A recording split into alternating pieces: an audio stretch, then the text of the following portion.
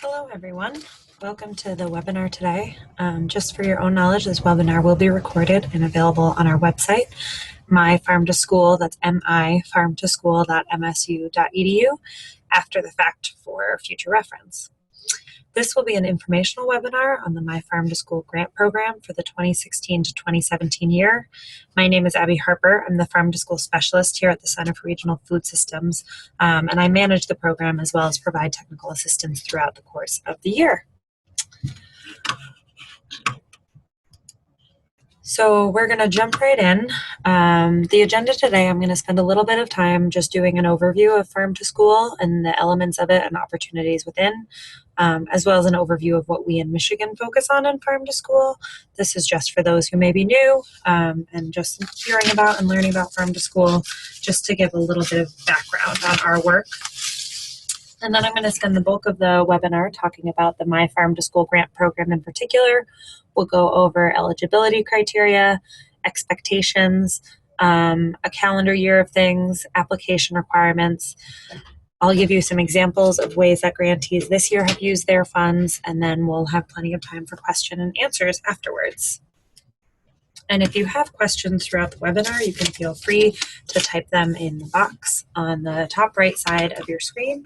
If I don't answer them throughout, we'll get back to them at the end. So for those who may be new to Farm to School, it's a broad term that encompasses a wide variety of activities, all of which center around efforts to purchase and serve local foods in K-12 schools and early childhood programs. The big piece of this is the procurement piece, actually using and purchasing local foods in your meal programs. But there are additional components that could support these efforts, including school gardens, education or curriculum development, taking field trips to local farms, bringing farmers in for visits, and a whole host of activities that all come under that umbrella of Farm to School. At the Center for Regional Food Systems, we focus largely on providing technical support on that procurement piece because we see it not only as a chance to increase good food access for Michigan children, but also a means to provide economic development for Michigan's farmers. You may have heard recently the term farm to early care and education. Sometimes it's referred to as farm to preschool. But this term came about in recent years after recognizing that healthy habits and food access are equally, if not more important, for the 0 to 6 crowd. So Farm to School is starting to be more broad to encompass early childhood programs as well, but Farm to Early Care and Education is the way of really specifically calling out those programs that serve 0 to 6 children and including them in the conversation. So the term Farm to ECE includes any and all programs serving children in the 0 to 6 range, including preschools, daycare homes, and family child care programs, Head Starts, Great Start Readiness Program, Early Head Start, Migrant and Seasonal Head Start, American Indian and Alaskan Native Head Start, as well as center-based programs. And what really makes Farm to School great are the benefits it brings not only to schools and children, but also to farmers. So those in the food program may see the opportunities for increased variety, increased access to fresher food, and the ability to specify needs and desires for products, increased access to fresh produce, the opportunity for hands-on teaching tools that sometimes come with increased purchasing from farms, and it really also provides an opportunity to engage the community as a whole in the work. And then many folks see benefits in supporting the local economy and keeping their purchasing dollars local. There are equally as many benefits on the farm side of things. There's an opportunity to expand and diversify markets for farmers so that they're not just focusing on direct-to-consumer CSAs or farm stand sales. They're also tapping into institutional markets. It also provides a market for seconds, and seconds don't necessarily have to mean less high quality product, but typically it can be products that just may not be suitable for specialty markets. So a carrot that has 2 legs or tomatoes that might be a little knobby, perfectly fine product that, especially if you're processing, can be as good as the first. And then for a lot of farmers, it's an opportunity to create loyal customers and cultivate the next generation. And that kind of gets at that free promotion piece, that farmers are able to promote their product through schools, getting families more aware of the local resources and creating that next generation of consumers. So there's a variety of both state and national resources that can aid you in developing your farm to school program. The My Farm to School website is a great resource at your disposal, and you can see the web address myfarmtoschool.msu.edu there on the bottom of the screen. All the resources I'm going to talk about from here on out are available on that page as well. So at the Center for Regional Food Systems, we engage in a variety of farm-to-school support services. We focus on research and conduct surveys on farm-to-school activity throughout the state to track the growing movement and demonstrated demand for local products in schools. We've also developed a lot of resources to support folks in their farm-to-school effort. So that comes with some guides on different steps in the procurement process. We've created some briefs and fact sheets, as well as the My Farm to School listserv. If you go on our website, myfarmtoschool.msu.edu, you can sign up for our listserv, where we keep communication coming about opportunities and resources that might be available, as well as send out news items. We also collaborate with a variety of partners in order to expand our outreach. We work closely with our MSU Extension Community Food Systems Work Group. They really provide technical experience in the field and helping folks interested in local purchasing and have more access to those localized knowledge. And then we work with some of our state agency partners, such as the Department of Education and the Department of Agriculture and Rural Development, as well as a variety of nonprofits throughout the state. And lastly, what we're here to talk about today are the funding opportunities we provide. Hoop Houses for Health is one you may have heard of. I won't be going into detail about that today, but you can find out more information at hoophousesforhealth.org. And then the My Farm to School grant program. So just to go back to our resources a little bit, these are some of the guides that we've developed out of the Center for Regional Food Systems in recent years. Marketing Michigan products, there's putting Michigan produce on your menu, purchasing Michigan products, and then, or two recent ones this year, which are the Garden to Cafeteria guide, and that walks through step-by-step how you can incorporate food grown in a school or center garden into your cafeteria and purchasing program. And then the most recent one was our Farm to Early Childhood Programs guide, which walks through childhood programs of any size and any age in the steps necessary for increasing local purchasing. All these guides are available for download on our website. So at MSU CRFS, part of our role in Farm to School is to conduct research on interest and perceptions of local food purchasing. So in 2013, we conducted another survey of school food service directors, which revealed that interest in local food purchasing was high, and also that many food service directors were motivated to purchase local foods to access fresher food, support the local economy, and help Michigan farms and businesses. We also did some research into barriers and found that the top barriers were a limited seasonal availability, food safety concerns, and budget constraints. And so this grant program, even though it's relatively small scale, can help soften some of the budget constraints for building farm to school programs, and then provide some of that technical assistance as well.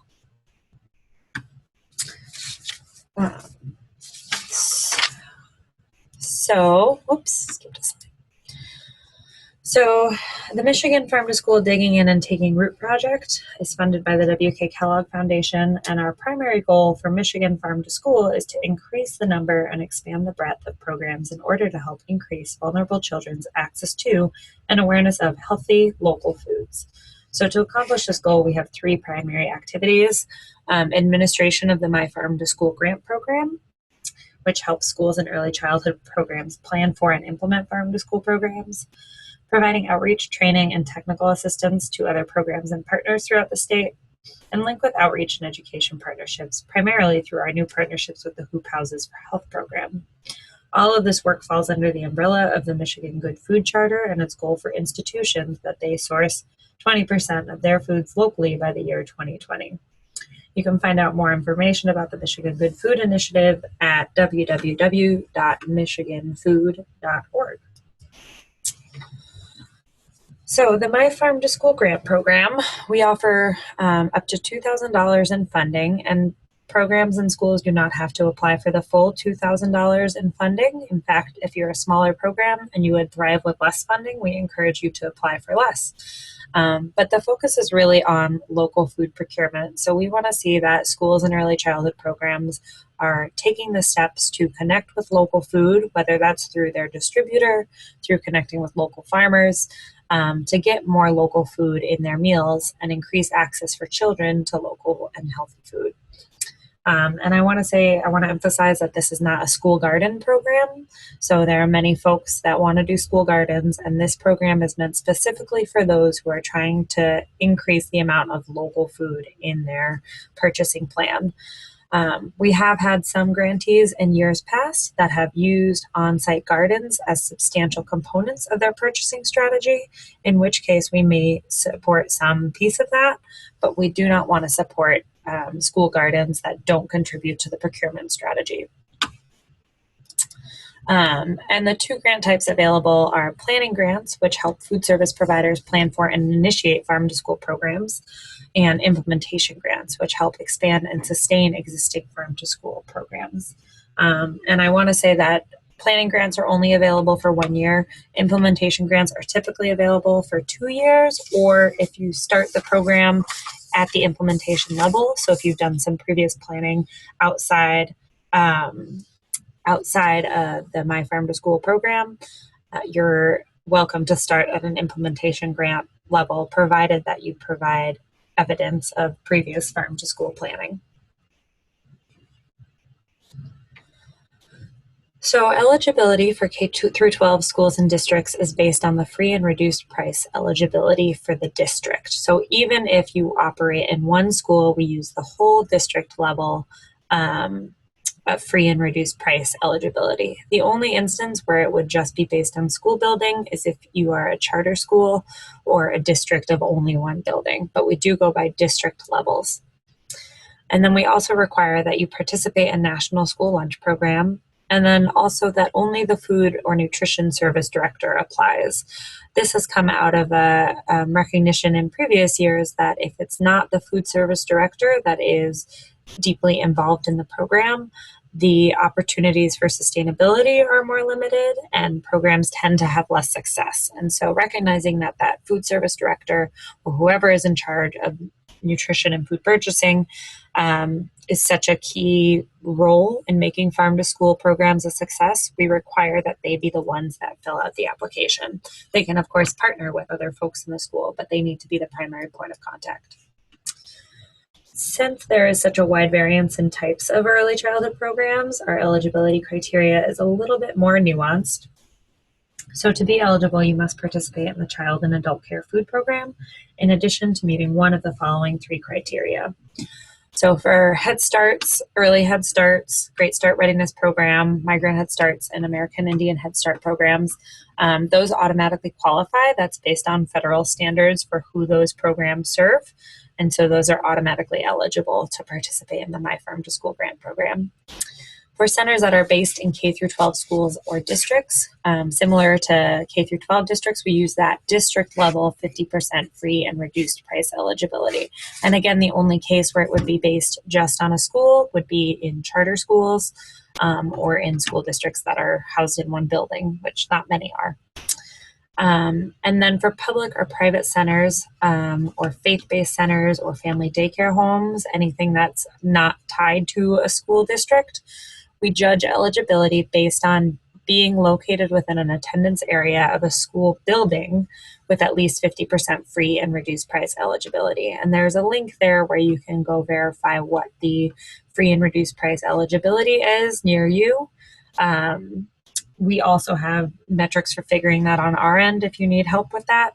But essentially, whatever school building is closest to you, we'll measure it based on the free and reduced price meal eligibility of that building. So to go into a little bit more details about our grants, The planning grant is a one-year grant. It's intended for K through 12 schools, districts, and early childhood programs that are just beginning farm to school programs. So we recognize that there are a lot of preliminary steps that go into building connections and creating the supporting structure before you are able to purchase local foods. So these grants are meant for folks to be able to have time to support this process. You can only receive 1 year of a planning grant, and as an expected deliverable at the end of the year, you must create a farm to school action plan that would address how you will utilize current resources to incorporate local foods, address any obstacles, engage and sustain partnerships, align plans with broader values, goals, and commitments, such as a school wellness policy, and how you will document engagement in the program. So that is a deliverable at the year-end report, so that would be in June 2017. And planning grants can be used in a variety of ways. A couple examples are up there on the screen. You can use them to train staff in new skills that are required for prepping fresh product, like knife skills trainings or menu development training, seasonal menu development. You can use them to conduct outreach activities with farmers, distributors, or community partners. You can use them to plan meetings and special events that center around local products. Some have used it to fund staff time to facilitate those meetings or do that extra work that's required to set up a program. And many have used it for parent engagement activities as well. And the big things we want to see in those applying for planning grantees are differentiating between local and fresh foods. So this is not a fresh food grant program. It is a local grant program, local food. So we don't necessarily want to see the product being used to buy lettuce from California. Even though it's fresh, we want it to be used to buy lettuce from Michigan, or from whatever your definition of local is. And that's really up to schools and programs to define what local is for them, whether it's countywide or statewide. That's up to you to decide. We also want to see an eye towards developing a farm to school team. We emphasize a lot, especially this last year, the need for teams in farm to school programs, because we've seen many cases where one champion will leave and the farm to school program dies. So we want to see it supported from a variety of levels with multiple partners engaged. And I already covered how funds can be spent. And these are by no means the only way they can be spent, but just to give you some examples. So then implementation grants, as I mentioned, they can be 2 to 3 years. Total amount, you're able to apply for the grant for a total of 3 years, but for some that's 3 years of implementation, and for others it's 1 year of planning followed by 2 years of implementation. So their implementation grants are for those who have demonstrated farm to school activity and have created some sort of farm to school plan. And they're meant to focus on procuring local foods. So while we don't necessarily expect planning grantees to purchase local food in their first year, we do expect to see local food purchasing for implementation grants. And that can be either through your school food service budget or through using the My Farm to School dollars. But we do expect to see a focus on actually purchasing local food and using it. For implementation grantees, we do allow some money to be spent on equipment, although it's limited. That's because we're not an equipment granting program. So that's limited to $500. And then as the deliverable of the planning grant was the Farm to School Action Plan. For implementation grantees, it's a Farm to School Sustainability Plan. So this will address plans to continue using local foods and engage and sustain the program beyond the My Farm to School grant funds. And again, how the plans will align with broader values, goals, and commitments, and address any obstacles and document engagement. So it's basically showing how will you continue farm to school programming beyond the duration of the grant. And then the focuses for the implementation grant, like I said, it's really that focus on local food procurement. Small amounts can be spent on equipment such as blenders, knives, things to process food. We've had folks who have used it for dehydrators or small refrigerators. And then we really want to see the focus on developing or sustaining farm to school teams. Implementation grantees have used funds for a variety of purchases. Purchasing local foods is a big one, or hosting special events.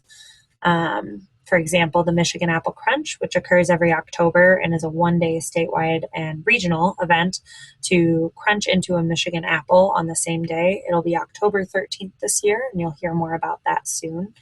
And then, or we've had, I'll give an example later of one of our programs that uses the funds to feature Cultivate Michigan products. And I'll go into that a little bit more later.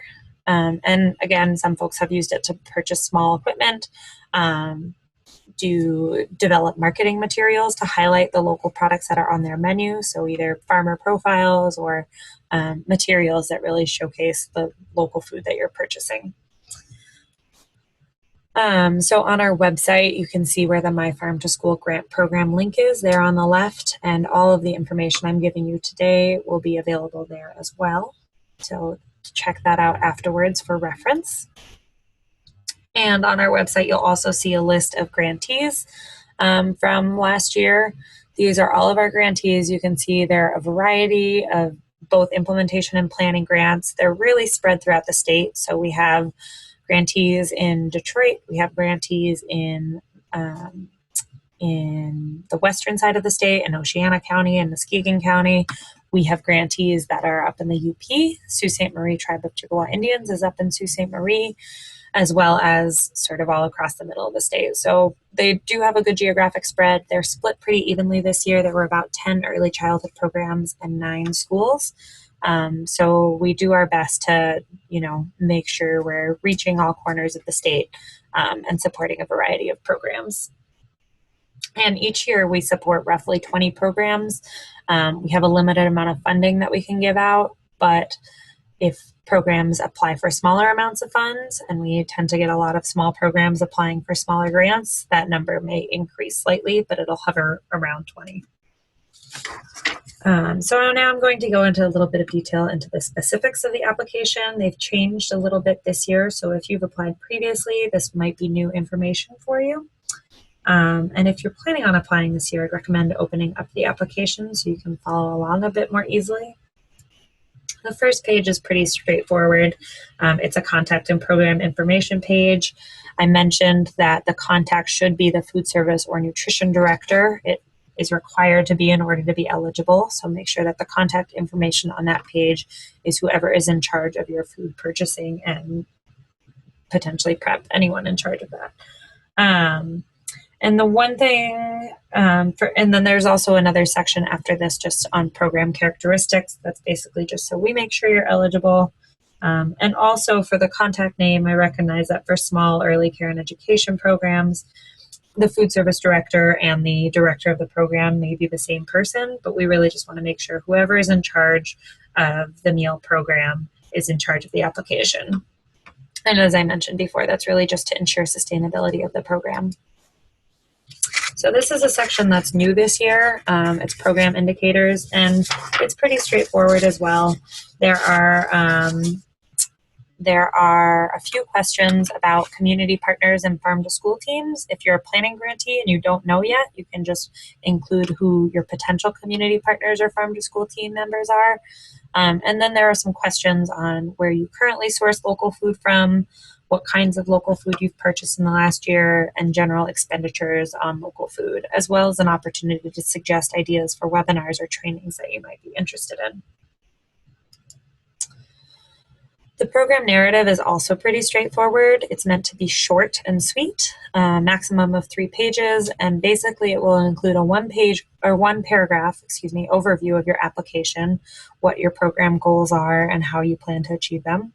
1 or 2 paragraphs on the needs and readiness, so why your program needs a farm to school grant, and sort of what structures have you set up to make it successful. And then detailed information on your objectives, activities, and timeline for activities. So this typically takes up the bulk of the narrative, basically just documenting what activities you're going to do over the course of the school year in regards to your farm to school program, when they're going to occur, and who will be involved. And then even though you don't have to develop an action or sustainability plan with the application, we want to make sure that people are aware of that requirement and have an eye towards it. So keeping a paragraph or 2 about what your thoughts are with regards to the action and sustainability plan are also a part of the narrative. And then the last section is budget. This was a sample one from the planning grantee, and yours will look different. But just to emphasize that we do want an itemized, detailed budget. We understand that it might change over the course of the year, and we have two checkpoints, the mid-year report and the year-end report, to work with schools and early childhood programs if things changed and make adjustments together. It's important that staff be notified if you're making any large adjustments. And we've definitely had folks change staff that are in charge of the program, and so maybe that changes priorities a little bit. Or just have found resources in one area that allow them to divert funding to another source. So, for example, one of our grantees this year had a line item for training their staff, and then they found out they had some internal staff that could provide that training and shifted that budget to more local food purchasing. So, and then I just want to go through a couple examples of grantees from previous years or from this past year and what they've done. The Tribe of Chippewa Indians Early Childhood Programs was our grantee in Sault Ste. Marie, and they used their funding for a lot of local purchasing. So they hosted the Michigan Apple Crunch, which I mentioned previously, at 3 different centers. They also used the money to collaborate with Community Health Department and other partners to provide complementary activities. So this wasn't necessarily what they used their funds for, but it was included in the application. These kind of broader collaborations with partners to provide complementary activities. And then they're connecting with Cherry Capital Foods, which is a food hub in Traverse City that works throughout the UP and statewide now as well. And it focuses specifically on Michigan products. So they've connected with them to increase local purchasing from them. The next example is Montague Public Schools. They're a school district in Western Michigan, medium-sized school district, and they center their My Farm to School grant funds around the Cultivate Michigan featured foods. So for those of you who aren't familiar with Cultivate Michigan, it's a local purchasing campaign that's come out of our Michigan Farm to Institution network. And essentially every year they feature 4 foods, and with each of those foods they provide a purchasing guide that highlights where you can purchase that product locally, whether it's through distributors, farmers markets, food hubs, going through the whole gambit of where it's available, and then also provide some recipes. And the food service director at Montague Public Schools works with his culinary students to do seasonal tastings where they create their own recipes and test them out with the schools, and then provide those available to the schools in their lunch. So the recipe to the right is the squish squash salsa that they made. I think that was their winner for winter squash, which was our featured food in fall of last year.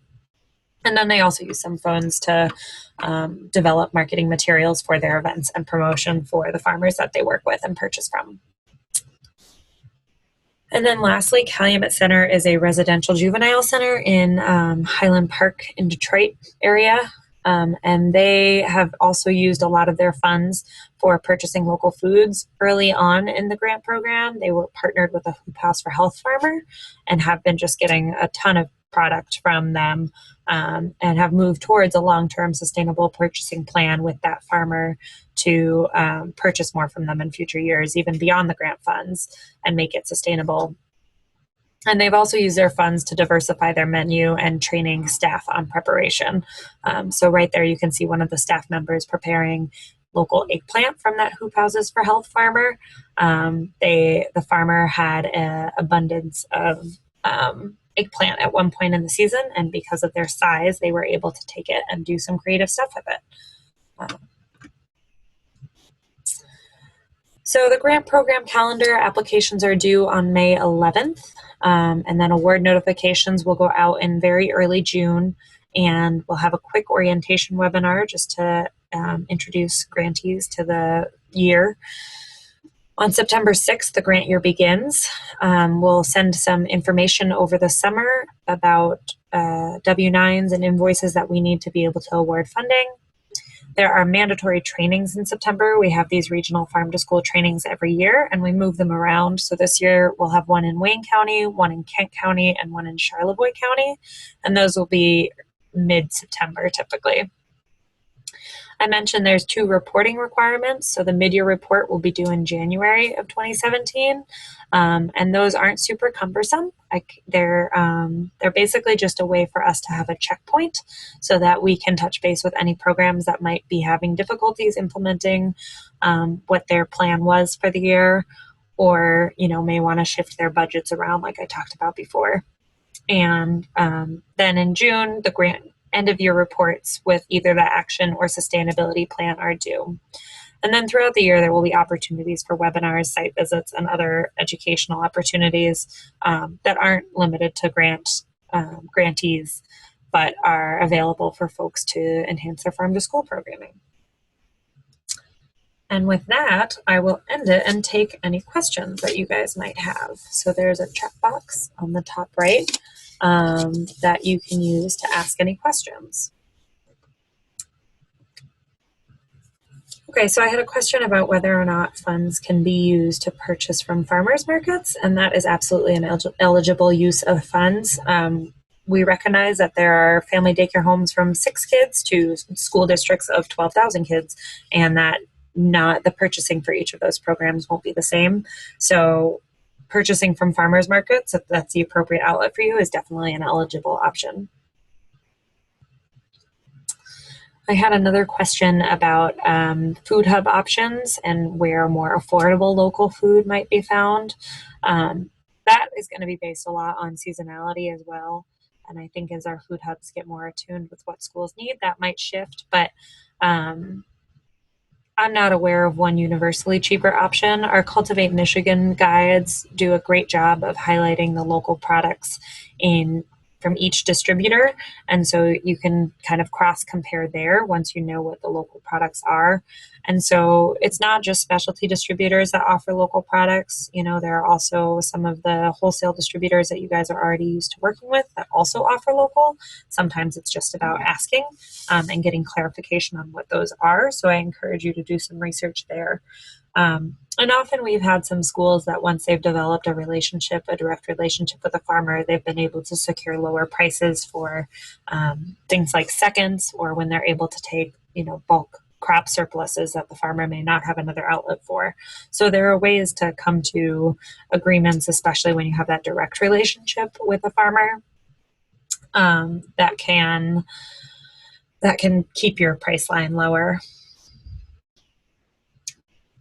Okay, I also had a question about whether or not a program that doesn't participate in National School Lunch Program can be eligible.